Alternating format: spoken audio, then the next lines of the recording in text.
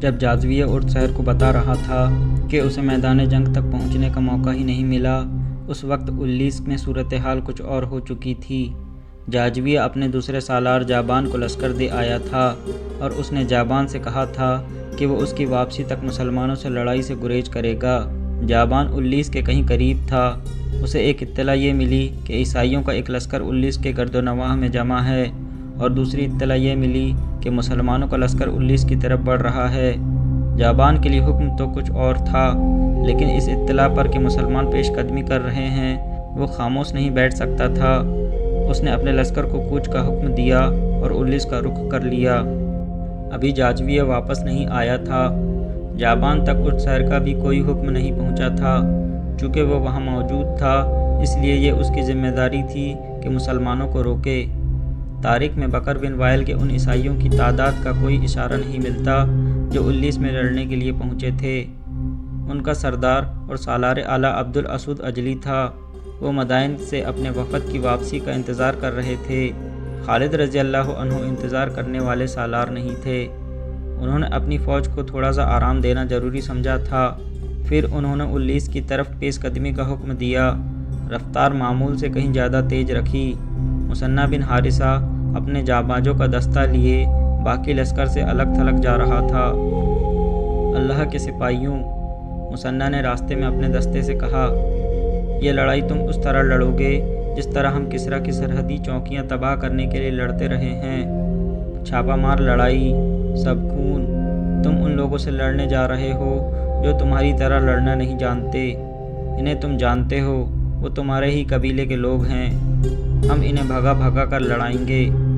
اسی لیے میں نے تمہیں لشکر سے الگ کر لیا ہے، لیکن یہ خیال رکھنا کہ ہم اسی لشکر کے سالار کے ماتحت ہیں، اور یہ بھی خیال رکھنا کہ یہ مذہب کی جنگ ہے۔ دو باطل عقیدے تمہارے مقابلے میں ہیں۔ تمہیں ثابت کرنا ہے کہ خدا تمہارے ساتھ ہے۔ خدا کی قسم، یہی وہ لوگ ہیں جنہوں نے ہمارے خلاف ہمیشہ مخبری کی اور آتش پرستوں کے ہاتھوں ہمارے گھروں کو نذر آتش کرایا ہے۔ سواروں کا یہ دستہ پرجوش نعرے لگانے لگا، لیکن مثنیٰ نے روک دیا اور کہا کہ خاموشی برقرار رکھنی ہے۔ دشمن کو اس وقت پتہ چلے کہ ہم آ گئے ہیں جب ہماری تلواریں انہیں کاٹ رہی ہوں۔ عیسائیوں کا لشکر الیس کے مقام پر پڑاؤ ڈالے ہوئے مدائن سے اپنے وفد کی واپسی کا انتظار کر رہا تھا۔ ہوشیار، دشمن آ رہا ہے۔ عیسائی لشکر کے سنتریوں نے وابیلہ بپا کر دیا، خبردار، ہوشیار، تیار ہو جاؤ۔ ہڑبونگ مچ گئی۔ ان کے سرداروں نے درختوں پر چڑھ کر دیکھا، ایک لشکر چلا آ رہا تھا۔ سرداروں نے درختوں کے اوپر سے ہی حکم دیا کہ تیر انداز اگلی صف میں آ جائیں۔ یہ لوگ چونکہ باقاعدہ فوجی نہیں تھے، اس لیے ان میں نظم و ضبط اور صبر و تحمل کی کمی تھی۔ وہ لوگ ہجوم کی صورت میں لڑنا جانتے تھے، پھر بھی انہوں نے صف بندی کر لی۔ آنے والا لشکر قریب آ رہا تھا۔ جب یہ لشکر اور قریب آیا تو سرداروں کو کوئی شک ہونے لگا۔ تب ایک سالار نے کہا کہ یہ لشکر مسلمانوں کا نہیں ہو سکتا، کیونکہ یہ اس طرف سے آ رہا ہے جدھر بہمن جازویہ کا لشکر ہونا چاہیے تھا۔ سالار نے دو گھڑ سواروں کو یہ کہہ کر دوڑایا کہ جا کر دیکھو کس کا لشکر ہے۔ یہ دوست ہیں، ایک سوار نے پیچھے مڑ کر بلند آواز میں کہا، یہ فارس کی فوج ہے۔ یسوع مسیح کے پجاریوں، درخت سے سالار اعلیٰ نے چلا کر کہا، تمہاری مدد کے لیے مدائن سے فوج آ گئی ہے۔ عیسائی نعرے لگانے لگے اور تھوڑی دیر بعد جابان کا لشکر عیسائیوں کے پڑاؤ میں آ گیا۔ جابان نے اس تمام لشکر کی کمان لے لی اور عیسائی سرداروں سے کہا کہ اب وہ اس کے حکم اور ہدایت کے پابند ہوں گے۔ جابان نے عیسائیوں کا حوصلہ بڑھانے کے لیے پرجوش تقریر کی، جس میں اس نے انہیں بتایا کہ اب انہیں پہلی تینوں شکستوں کا انتقام لینا ہے، اور تم اپنی جوان عورتوں کو بھی ساتھ لائے ہو۔ جابان نے کہا، اگر تم ہار گئے تو یہ عورتیں مسلمانوں کا مال غنیمت ہوں گی، انہیں وہ لونڈیاں بنا کر لے جائیں گے، انہی کی خاطر اپنی جانیں لڑا دو۔ عیسائیوں کی صفوں میں جوش و خروش بڑھتا جا رہا تھا۔ وہ تو پہلے ہی انتقام کی آگ میں جل رہے تھے، اب اپنے ساتھ فارس کا ایک منظم لشکر دیکھ کر وہ اور زیادہ دلیر ہو گئے۔ مدینہ کی فوج کی پیش قدمی خاصی تیز تھی۔ مثنیٰ اپنے دستوں کے ساتھ دائیں طرف کہیں آگے نکل گیا تھا۔ وہ سرسبز اور شاداب علاقہ تھا، درختوں کی بہتات تھی، ہری جھاڑیاں اور اونچی گھاس بھی تھی۔ تھوڑی دور جا کر آدمی نظروں سے اوجھل ہو جاتا تھا۔ یہ وہ علاقہ تھا جہاں فارس کے بڑے سے بڑے افسر سیر و تحریر اور شکار وغیرہ کے لیے آیا کرتے تھے۔ اللیس سے آگے ہیرا ایک شہر تھا جس کی اہمیت تجارتی اور فوجی لحاظ سے خاصی زیادہ تھی۔ آبادی کے لحاظ سے یہ عیسائیوں کا شہر تھا جو ہر لحاظ سے خوبصورت تھا۔ اور یہ بھی ذہن میں رکھو، زابان لشکر کے سالاروں سے کہہ رہا تھا کہ آگے ہیرا ہے۔ تم جانتے ہو کہ ہیرا ہماری بادشاہی کا ایک ہیرا ہے۔ اگر مسلمان اس شہر تک پہنچ گئے تو نہ صرف یہ کہ کسریٰ کا دل ٹوٹ جائے گا بلکہ فارس کے پورے لشکر کے حوصلے ٹوٹ جائیں گے۔ ہیرا مدائن سے زیادہ قیمتی ہے۔ سبزہ زار میں ایک گھڑ سوار جیسے تیرتا چلا آ رہا ہو۔ خالد رضی اللہ عنہ اپنے لشکر کے وسط میں تھے۔ کسی اور کو اس سوار کی طرف بھیجنے کی بجائے انہوں نے اپنے گھوڑے کو ایڑ لگائی اور اس سوار کو راستے میں جا لیا۔ وہ مثنیٰ بن حارثہ کے دستے کا ایک سوار تھا۔ ابن حارثہ کا پیغام لایا ہوں، سوار نے خالد رضی اللہ عنہ سے کہا۔ اللیس کے میدان میں آتش پرستوں کی فوج بھی آ گئی ہے۔ ابن حارثہ نے کہا ہے کہ سنبھل کر آگے آئیں۔ فوراً واپس جاؤ، خالد رضی اللہ عنہ نے کہا، اور مثنیٰ سے کہنا کہ اڑ کر مجھ تک پہنچے۔ مثنیٰ کا قاصد یوں غائب ہو گیا جسے اسے زمین نے نگل لیا ہو۔ اس کے گھوڑے کے ٹاپ کچھ دیر تک سنائی دیتے رہے جو درختوں میں سے گزرتی ہوا کی شاں شاں میں تحلیل ہو گئے۔ خالد رضی اللہ عنہ واپس اپنے لشکر میں آئے اور اپنے سالاروں کو بلا کر انہیں بتایا کہ آگے صرف بکر بن وائل کے لوگ ہی نہیں بلکہ مدائن کا لشکر بھی ان کے ساتھ آ ملا ہے۔ انہوں نے اپنے سالاروں کو یہ بھی بتایا کہ مثنیٰ بن حارثہ آ رہا ہے۔ انہوں نے پہلے کی طرح سالار عاصم بن عمرو اور سالار عدی بن حاتم کو دائیں اور بائیں پہلوؤں میں رکھا۔ زیادہ دیر نہیں گزری تھی کہ مثنیٰ یوں آن پہنچا جیسے وہ واقعی اڑ کر آیا ہو۔ ابن حارثہ، خالد رضی اللہ عنہ نے کہا، کیا تم نے اپنی آنکھوں سے فارس کے لشکر کو عیسائیوں کے ساتھ دیکھا ہے؟ مثنیٰ بن حارثہ نے صرف دیکھا ہی نہیں تھا بلکہ اس نے جانبازی کا مظاہرہ کر کے بہت کچھ معلوم کر لیا تھا۔ اس نے اپنے جاسوس آگے بھیج رکھے تھے۔ انہوں نے اسے اطلاع دی تھی کہ مدائن کی فوج عیسائیوں سے آ ملی ہے۔ مثنیٰ نے پوری معلومات حاصل کرنے کا ارادہ کر لیا۔ رات کو اس نے اپنے ساتھ 3 سوار لیے اور دشمن کے پڑاؤ کے قریب جا کر گھوڑوں سے اترے اور انہیں ایک درخت کے ساتھ باندھ دیا۔ وہاں سے وہ چھپ چھپ کر اور جہاں ضرورت پڑی وہاں پیٹ کے بل رینگ کر پڑاؤ کے قریب چلے گئے۔ آتش پرستوں کے سنتری پڑاؤ کے ارد گرد گھوم پھر رہے تھے۔ یہ سفر 12 ہجری کے وسط کی راتیں تھیں۔ آدھے چاند کی چاندنی تھی جو فائدہ بھی دے سکتی تھی، نقصان بھی۔ 2 سنتری ان کے سامنے سے گزر گئے۔ انہیں پیچھے سے جا کر پکڑا جا سکتا تھا لیکن ان کے پیچھے پیچھے ایک گھڑ سوار آ رہا تھا۔ اس نے اپنے سنتریوں کو آواز دے کر روک لیا اور ان کے پاس آ کر انہیں بیدار اور ہوشیار رہنے کو کہنے لگا۔ وہ کوئی کمانڈر معلوم ہوتا تھا۔ مسلمان رات کو تو حملہ نہیں کر سکتے، ایک سنتری نے کہا، پھر بھی ہم بیدار اور ہوشیار ہیں۔ تم سپاہی ہو، گھڑ سوار نے حکم کے لہجے میں کہا۔ جو ہم کمانڈر جانتے ہیں وہ تم نہیں جانتے۔ مسلمانوں کا کچھ پتہ نہیں وہ کس وقت کیا کر گزریں۔ انہیں عام قسم کا دشمن نہ سمجھو۔ کیا تم نے مثنیٰ بن حارثہ کا نام نہیں سنا؟ کیا تم نہیں جانتے کہ کسریٰ نے مثنیٰ کے سر کی کتنی قیمت مقرر کی ہے؟ تم اگر اسے زندہ یا مردہ پکڑ لاؤ یا اس کا صرف سر پیش کر دو تو تم مالا مال ہو جاؤ گے، لیکن تم اسے پکڑ نہیں سکو گے۔ وہ جن ہے، کسی کو نظر نہیں آتا۔ چلو آگے چلو، اپنے علاقے کی گشت کرو۔ سنتری آگے نکل گئے اور گھڑ سوار وہیں کھڑا رہا۔ مثنیٰ بن حارثہ اپنے 3 جانبازوں کے ساتھ ایک گھنی جھاڑی کے پیچھے چھپا ہوا تھا۔ گھڑ سوار اس طرف جانے کے بجائے جس طرف سنتری چلے گئے تھے دوسری طرف چلا گیا۔ گھوڑے پر اسے پکڑنا خطرے سے خالی نہیں تھا۔ مثنیٰ نے اپنے ایک جانباز کے کان میں کچھ کہا اور گھڑ سوار کمانڈر کو دیکھا جو آہستہ آہستہ چلا جا رہا تھا۔ مثنیٰ قریب کے ایک درخت پر چڑھ گیا۔ اس کے جانباز نے ذرا اونچی آواز میں کچھ کہا۔ کمانڈر نے گھوڑا روک لیا۔ جانباز نے اسے واپس آنے کو کہا۔ وہ اس آواز پر واپس آ رہا تھا۔ اچانک درخت سے مثنیٰ کودا اور سوار کے اوپر گرا اور اسے گھوڑے سے گرا دیا۔ مثنیٰ کے ایک آدمی نے دوڑ کر گھوڑے کی لگام پکڑ لی اور 2 نے کمانڈر کو دبوچ لیا اور اس کا منہ باندھ دیا۔ اسے اور اس کے گھوڑے کو وہاں سے دور لے گئے۔ انہوں نے اپنے گھوڑے کھولے اور وہاں سے اتنی دور نکل گئے جہاں سے وہ چیختا چلاتا تو بھی اس کی آواز اس کے پڑاؤ تک نہ پہنچتی۔ زندہ رہنا چاہتے ہو تو بتاؤ کہ تمہاری فوج کہاں سے آئی ہے؟ مثنیٰ نے تلوار کی نوک اس کی سہرگ پر رکھ کر پوچھا۔ وہ وہ بہمن جاجویہ کے لشکر کا کمانڈر تھا۔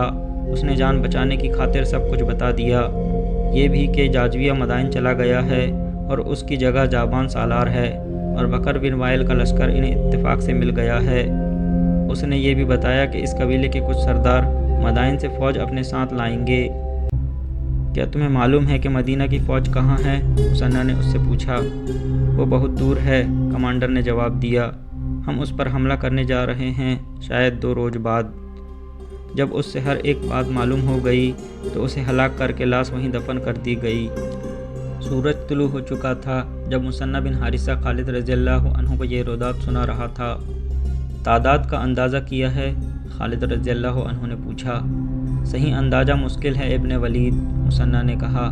ہماری اور ان کی تعداد کا تناسب وہی ہے جو پہلے تھا، وہ ہم سے 4 گنا نہیں تو 3 گنا سے یقیناً زیادہ ہے۔ خالد رضی اللہ عنہ نے اپنی فوج کو روکا نہیں تاکہ وقت ضائع نہ ہو اور دشمن کو بے خبری میں جا لے۔ انہوں نے چلتے چلتے اپنے سالاروں سے مشورے لیے، خود سوچا اور احکام دیے۔ ان عربوں کے متعلق آتش پرستوں کے سب سے زیادہ جری اور تجربہ کار سالار ہرمز نے کہا تھا کہ یہ لوگ صحرا کے رہنے والے ہیں اور صحرا میں ہی لڑ سکتے ہیں۔ ہرمز نے یہ بھی کہا تھا کہ وہ انہیں ولزہ اور فرات کے اس علاقے میں لڑائے گا جس میں درخت، جھاڑیاں، گھاس اور کہیں کہیں دلدل ہے، لیکن ہرمز کے خواب اسی سرسبز اور دلدلی علاقے میں ٹوٹ ٹوٹ کر بکھر گئے تھے۔ خدا کی قسم تم اب دریاؤں اور جنگلوں میں بھی لڑ سکتے ہو، خالد رضی اللہ عنہ نے اپنے سالاروں سے کہا۔ اس زمین پر تم نے اتنے طاقتور دشمن کو 3 شکستیں دی ہیں۔ تم نے یہ بھی دیکھ لیا ہے کہ ہمارے دشمن کے لڑنے کا طور طریقہ کیا ہے۔ مسنہ نے بتایا ہے کہ دشمن اگر اسی میدان میں ہوا جہاں وہ پڑاؤ کیے ہوئے ہے تو یہ ذہن میں رکھ لو کہ یہ میدان 2 دریاؤں، دریائے فرات اور دریائے خصیف کے درمیان ہے۔ میدان ہموار ہے لیکن درختوں اور سبزوں کی بہتات ہے۔ دوڑتے گھوڑوں پر تمہیں درختوں کا اور ان کے جھکے ہوئے ٹہنوں کا خیال رکھنا پڑے گا، ورنہ ان ٹہنوں سے ٹکرا کر مارے جاؤ گے۔ میدان محدود بھی ہے، ہمیں دشمن کو کسی قسم کا دھوکہ دینے کا اور چالیں چلنے کا موقع نہیں مل سکے گا، ہمیں آمنے سامنے کا معرکہ لڑنا پڑے گا۔ ابن عمرو، ابن حاتم پہلوؤں کے سالار ہوں گے، انہیں جب بھی اور جیسا بھی موقع ملا یہ اس کے متعلق نقل و حرکت کریں گے۔ اپنے کمانڈروں کو یہ بتانا ضروری ہے کہ آمنے سامنے کی لڑائی میں جذبے کی شدت اور جسمانی پھرتی اور مضبوط حوصلوں کی ضرورت ہوتی ہے۔ ابن حارثہ، تم ہمارے پابند ہو کر نہیں لڑو گے، تمہارے ساتھ پہلے طے ہو چکا ہے کہ تم اپنے انداز کا معرکہ لڑو گے، لیکن تم یہ احتیاط کرو گے کہ تمہارے سوار ہمارے راستے میں نہ آئیں۔ تم نے اپنے سواروں کو یہی تربیت دے رکھی ہے، انہیں اسی طرح استعمال کرو لیکن اندھا دھند نہیں۔ رجم و ربط بہت ضروری ہے۔ ابن ولید، مسنہ بن حارثہ نے کہا، تجھ پر اللہ کی رحمت ہو، تو نے جیسا کہا ہے تجھے ویسا ہی نظر آئے گا۔ کیا تو مجھے اجازت دیتا ہے کہ میں اپنے دستے میں چلا جاؤں؟ میں تجھے اللہ کے سپرد کرتا ہوں حارثہ کے بیٹے، خالد رضی اللہ عنہ نے کہا۔ جا میدان جنگ میں ملیں گے یا میدان حشر میں۔ مسنہ نے گھوڑے کو ایڑ لگائی اور پلک جھپکتے نظروں سے اوجھل ہو گیا۔ اس کے ساتھ اس آتش پرست کمانڈر کا گھوڑا بھی تھا جسے اس نے قتل کر دیا تھا۔ وہ یہ گھوڑا خالد رضی اللہ عنہ کے لشکر کو دے گیا تھا۔ اتنی تھوڑی تعداد میں اور اتنے محدود وسائل کے بھروسے مدینہ کے مجاہدین اس لشکر پر حملہ کرنے جا رہے تھے جس کی تعداد ان سے 3 گنا سے بھی زیادہ تھی اور جس کے ہتھیار بھی بہتر تھے اور جن کے سر لوہے کے کودوں سے اور چہرے لوہے کی جنجیروں سے ڈھکے ہوئے تھے۔ ان کی ٹانگوں پر جانوروں کی موٹی اور خشک کھالوں کے کھول چڑھے ہوئے تھے۔ مجاہدین کے دلوں میں کوئی خوف نہ تھا، ذہنوں میں اور کوئی وہم اور وسوسہ نہ تھا۔ ان کے سامنے ایک پاک اور عظیم مقصد تھا۔ ان کی نگاہوں میں اپنے اللہ، رسول اور مجاہد کی عظمت تھی۔ اپنی جانوں کی کوئی اہمیت نہ تھی سوائے اس کے کہ یہ جان اللہ کی دی ہوئی ہے اور اسے اللہ کی راہ میں ہی قربان کرنا ہے۔ اپنی زندگی دے کر وہ اسلام کو زندہ رکھنے کا عہد کیے ہوئے تھے۔ وہ گھروں سے، اپنی بیویوں سے، اپنی ماؤں، بہنوں اور بیٹیوں سے دور ہی دور ہٹتے جا رہے تھے۔ ان کے شب و روز خاک و خون میں گزر رہے تھے۔ زمین ان کا بچھونا تھی اور اوپر آسمان تھا۔ باطل کی چٹانوں سے ٹکرانا، کفر کے تلاطم کو چیرنا اور دشمنان دین کے عزائم کو کچلنا ان کی عبادت تھی۔ ان کی زبانوں پر اللہ کا نام تھا۔ وہ تلوار کا وار کرتے تھے تو اللہ کا نام لیتے تھے اور تلواروں سے کٹ کر گرتے تھے تو اللہ کا نام لیتے تھے، زخمی ہوتے تو اللہ کو پکارتے تھے۔ لاریب ایمان کی پختگی اور جذبے کی دیوانگی ان کے ہتھیار تھے، یہی ان کی ڈھال تھی۔ وہ اس وقت دشمن کے سامنے پہنچے جب دشمن کا دوپہر کا کھانا تیار ہو چکا تھا۔ ان کے سالار جابان کے حکم سے لشکر کے لیے خاص کھانا تیار کیا گیا تھا۔ مورخ طبری، ابن حشام اور محمد حسین ہیکل لکھتے ہیں کہ فارس کی فوج کو سانڈوں کی طرح پالا جاتا تھا، سپاہیوں کو مرغن کھانے کھلائے جاتے تھے۔ فارس کے شہنشاہوں کا اصول بلکہ عقیدہ تھا کہ مضبوط اور مطمئن فوج ہی سلطنت اور تخت و تاج کی سلامتی کی ضامن ہوتی ہے۔ فارسی سالار جابان نے اس سے زیادہ مرغن اور پرتکلف کھانا تیار کرایا تھا جو فوج کو عام طور پر ملا کرتا تھا۔ اس کھانے کا ذکر تاریخوں میں بھی آیا ہے۔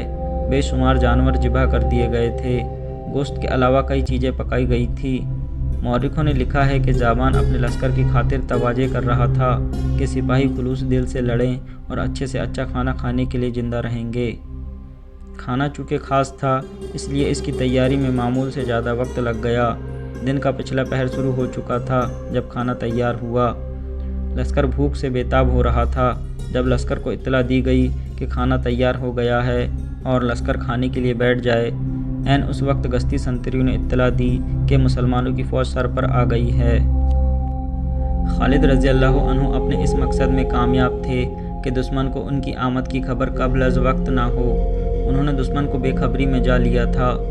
آتش پرستوں اور عیسائیوں میں ہڑبونگ سی بپا ہو گئی۔ سالار اور کمانڈر چلا چلا کر دونوں لشکروں کو جنگ کی تیاری اور شب بندی کا حکم دے رہے تھے، مگر لشکر کے سامنے جو رنگا رنگ کھانے رکھے جا رہے تھے انہیں لشکر چھوڑنے پر آمادہ نہ تھا۔ طبری کی تحریر شاہد ہے کہ لشکر سے بڑی بلند آواز بلند اٹھی کہ مسلمانوں کے پہنچنے تک وہ کھانا کھا لیں گے۔ بیشتر سپاہی کھانے میں مصروف ہو گئے۔ خالد رضی اللہ عنہ کی فوج جنگی ترتیب میں بالکل سامنے آ گئی۔ یہ فوج حملے کے لیے بالکل تیار تھی۔ آتش پرستوں اور عیسائیوں میں وہ بھی تھے جو مسلمانوں سے شکست کھا چکے تھے۔ انہوں نے اپنی فوج کو مسلمانوں کی تلواروں اور برچھیوں سے کٹتے دیکھا تھا۔ وہ مسلمانوں کو دیکھ کر ہی ڈر گئے۔ کھانا چھوڑ دو، ان میں سے کئی ایک نے وابلہ بپا کر دیا۔ ان مسلمانوں کو موقع نہ دو، کاٹ دیں گے، مار دیں گے، تیار ہو جاؤ۔ وہ کھانا چھوڑ کر لڑنے کی تیاری کرنے لگے۔ باقی لشکر اپنے سالاروں اور کمانڈر کا بھی حکم نہیں مان رہا تھا۔ وہ سب بھوک سے مرے جا رہے تھے، لیکن جنہوں نے مسلمانوں کے ہاتھ دیکھے ہوئے تھے ان کی خوف زدہ ہڑبونگ دیکھ کر سارا لشکر کھانا چھوڑ کر اٹھ کھڑا ہوا۔ مدینہ کے مجاہدین اور آگے چلے گئے۔ خالد رضی اللہ عنہ انہیں احکام دے رہے تھے۔ دشمن نے ابھی جینیں کسنی تھی اور سارے لشکر نے زرہ پہننی تھی۔ جابان نے مہلت حاصل کرنے کے لیے طریقہ اختیار کیا کہ اس دور کے رواج کے مطابق عیسائیوں کے سردار عبد الاسود اجلی کو ذاتی مقابلے کے لیے آگے کر دیا۔ کس میں ہمت ہے جو میرے مقابلے کے لیے آئے گا؟ عبد الاسود نے اپنے لشکر سے آگے آ کر مسلمانوں کو للکارا۔ جسے میری تلوار سے کٹ کر مرنے کا شوق ہے وہ آگے آ جائے۔ میں ہوں ولید کا بیٹا۔ خالد رضی اللہ عنہ نے نیام سے تلوار نکال کر بلند کی اور گھوڑے کو اڑ لگائی۔ میں ہوں جس کی تلوار تجھ جیسے کہ خون کی پیاسی رہتی ہے۔ اس نے بلند آواز سے کہا، نام اجلان کا بلند ہوگا۔ خالد رضی اللہ عنہ کا گھوڑا اس کے قریب سے گزر گیا، آگے جا کر مڑا اور خالد رضی اللہ عنہ نے تلوار تان لی۔ عبد الاسود نے بھی تلوار نکال لی تھی۔ خالد رضی اللہ عنہ نے دوڑتے گھوڑے سے اس پر وار کیا، لیکن یہ وار خطا گیا۔ عبد الاسود نے بھی خالد رضی اللہ عنہ کی طرف گھوڑا دوڑا دیا اور ایک بار پھر دونوں آمنے سامنے آئے۔ اب کہ عبد الاسود نے وار کیا، خالد رضی اللہ عنہ نے وار اس طرح روکا کہ ان کی تلوار عبد الاسود کی تلوار کے دستے پر لگی جہاں اس عیسائی سردار کا ہاتھ تھا۔ اس کے اس ہاتھ کی 2 انگلیوں کے اوپر کے حصے صاف کٹ گئے۔ تلوار اس کے ہاتھ سے گر پڑی۔ عبد الاسود نے بھاگ نکلنے کی بجائے بلند آواز میں کہا کہ اسے برچھی دی جائے۔ اس کے لشکر میں سے ایک آدمی نکلا جس کے ہاتھ میں برچھی تھی۔ وہ دوڑتا ہوا اپنے سردار کی طرف آیا۔ خالد رضی اللہ عنہ نے اس کا راستہ روکنے کے لیے گھوڑے کا رخ اس کی طرف کر دیا۔ وہ آدمی پیادہ تھا۔ اس نے خالد رضی اللہ عنہ سے بچنے کے لیے برچھی اپنے سردار کی طرف پھینکی۔ خالد رضی اللہ عنہ پہنچ گئے تھے۔ برچھی آ رہی تھی جسے خالد رضی اللہ عنہ کے سر کے اوپر سے گزرنا تھا۔ عبد الاسود نے برچھی پکڑنے کے لیے دونوں ہاتھ بلند کر رکھے تھے۔ خالد رضی اللہ عنہ نے برچھی کو تلوار ماری۔ برچھی کٹ تو نہ سکی لیکن ان کا مقصد پورا ہو گیا۔ برچھی راستے میں رک گئی اور گر پڑی۔ خالد رضی اللہ عنہ نے گھوڑے کا رخ عبدالاسود کی طرف کر دیا۔ اب یہ شخص وار سے صرف بچ سکتا تھا، وار کو روکنا اس کے بس کی بات نہیں تھی۔ خالد رضی اللہ عنہ نے بغرض تماشا اسے ادھر ادھر بھگایا۔ ابن ولید، خالد رضی اللہ عنہ کے ایک سالار نے بلند آواز میں کہا، اسے ختم کرو، دشمن تیار ہو رہا ہے۔ خالد رضی اللہ عنہ نے گھوڑے کی رفتار تیز کر کے اور اسود کے قریب سے گزرتے تلوار برچھی کی طرح ماری۔ عبدالاسود نے گھوڑے کے ایک پہلو پر جھک کر بچنے کی کوشش کی، لیکن خالد رضی اللہ عنہ کی تلوار اس کے دوسرے پہلو میں اتر گئی۔ عبدالاسود سنبھل گیا، لیکن وہ بھاگا نہیں۔ خالد رضی اللہ عنہ نے اب پیچھے سے آ کر اس پر ایسا وار کیا کہ اس کی گردن اس طرح کٹی کہ سر ڈھلک کر ایک کندھے پر چلا گیا۔ گردن پوری نہیں کٹی تھی۔